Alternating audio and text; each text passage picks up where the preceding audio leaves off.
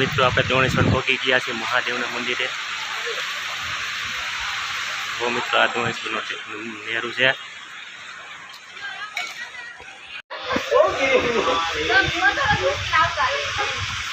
જો મિત્રો અહીંયા શિવલિંગની માથે પાણી પડે છે ગૌમુખમાં કે। તો મિત્રો આ શિવલિંગની માથે ગૌમુખમાંથી પાણી આવે છે, તમે જોઈ શકો છો મિત્રો।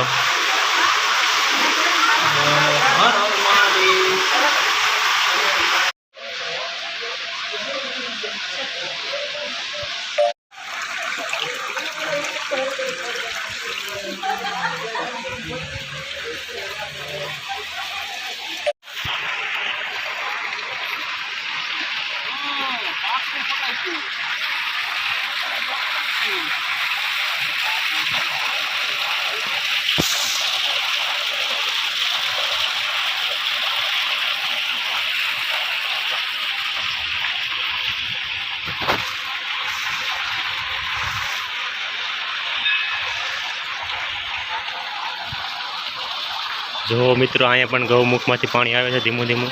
બે કુંડ છે। જો મિત્રો અહીંયા લગાતાર પાણી પડતું હોય, ગમે ત્યારે આવો ત્યારે। સ્ત્રીઓ માટે છે ને અહીંયા ભાઈઓ માટે છે। અહીંયા બે કુંડ છે લગભગ। તમારે ભવદીપભાઈ જાય છે નાવા। નાવાનું છે કે હાથ પગ ધોવાય તો ખાલી।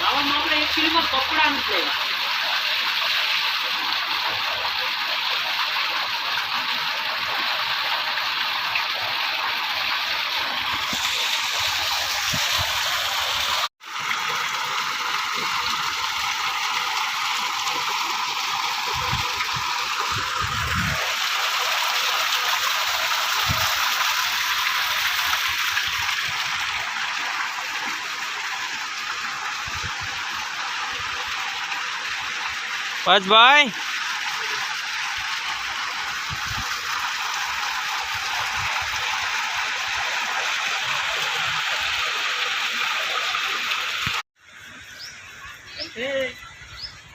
ऊपर पण एक हनुमान दादाનું મંદિર છે।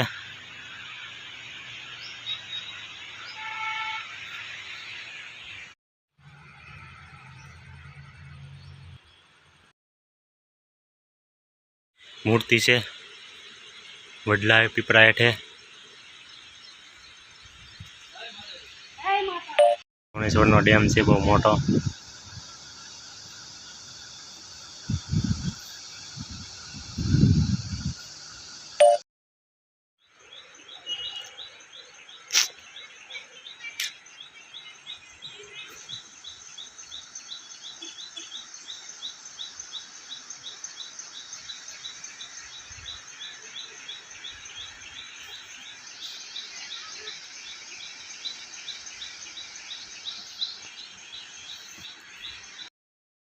હવે તો મિત્રો આપણે મહાદેવના દર્શન કરી લીધા છે।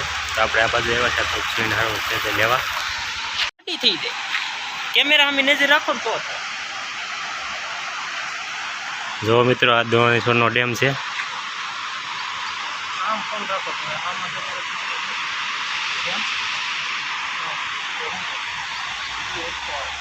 જો મિત્રો પાણી કેટલું આવેલું જાય છે આ ડેમમાંથી।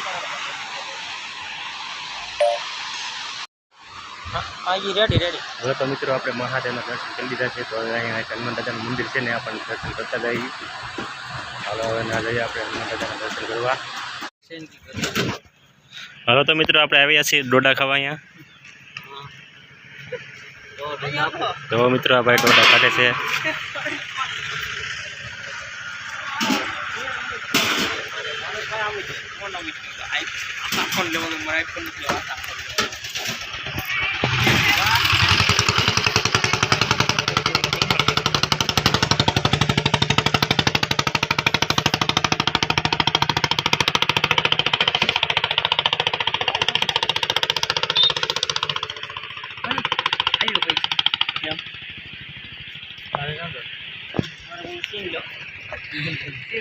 મને બહુ ભાવે ખબર છે તમને। આવી ગયું છે મંદિર હનુમાન દાદાનું। મિત્રો આ વ્યૂ કેવું મસ્ત છે, એક નંબર। જો મિત્રો આ છે હનુમાન દાદાનું મંદિર.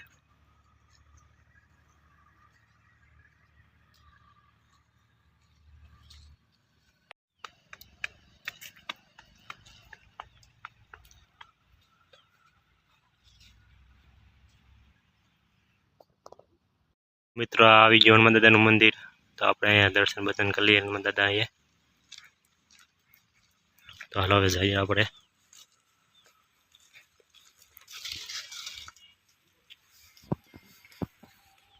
જો મિત્રો હનુમાન દાદાનું મંદિર છે આ કષ્ટભંજન ભજન.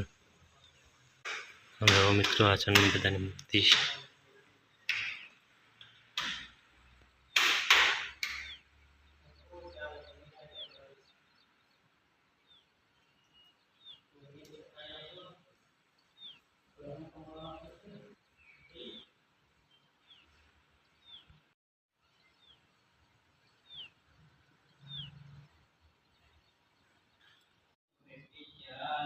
આ ધોણેશ્વરનો ડેમ છે.